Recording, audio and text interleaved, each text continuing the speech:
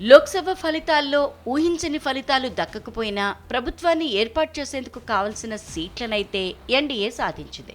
దాంతో మూడోసారి నరేంద్ర మోదీ ప్రధానమంత్రిగా ప్రమాణ స్వీకారం చేసేందుకు రంగం సిద్ధమవుతోంది. ఈ సమయంలో ఇద్దరు ఎంపీలకు సంబంధించి 13 ఏళ్ల నాటి ఒక విషయం ఆసక్తిగా మారింది. అదేంటంటే, నటి కంగనా రనౌత్ మండి నియోజకవర్గం నుంచి పోటీ చేసి విజయం సాధించారు.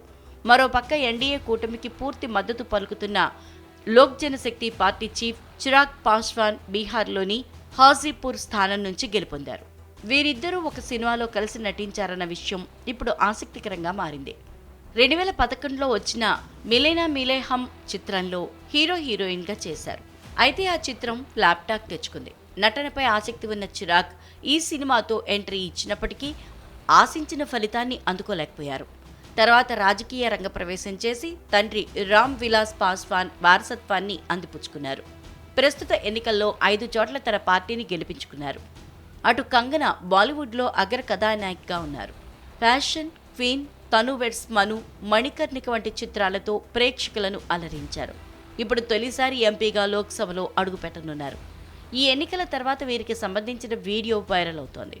చిరాగ్ వీడియోలో మాట్లాడుతూ తామిద్దరం కలిసి నటించటం ప్రేక్షకులకు నచ్చలేదని, కానీ ఇప్పుడు ఇద్దరం పార్లమెంటుకు వెళ్లనున్నాం అని అన్నారు.